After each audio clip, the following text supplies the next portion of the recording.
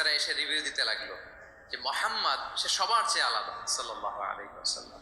তার ওঠা বসা, তার চলন বলন, তার কথন, তার ডিলিংস, তার লেনদেন সব আলাদা, অসাধারণ তিনি।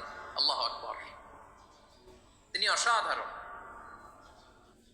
তাহলে মাইসারার রিভিউ শুনে আল্লাহু আকবার, খাদিজা রাদিয়াল্লাহু তাআলা আনহা তিনি অবাক হয়ে গেলেন এবং তিনি বিয়ের প্রস্তাব পাঠালেন।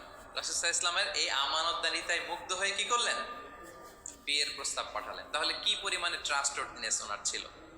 এবং মজার ব্যাপার, আরো মজার ব্যাপার হচ্ছে মক্কার কুরাইশরা, মক্কার লোকেরা রাসূল সাল্লাল্লাহু আলাইহি ওয়াসাল্লামের কাছে এসে আমানতের সম্পদ গচ্ছিত রাখতো। আবু জাহেলের কাছে রাখতো না, উতবা, শাইবা, ওয়ালিদ ইবনে মুগিরা কারো কাছে রাখতো না। খেয়াল করে দেখেন, দল করে আবু জাহেলের, দল করে কার, কিন্তু আমানত রাখে কার বাসায়?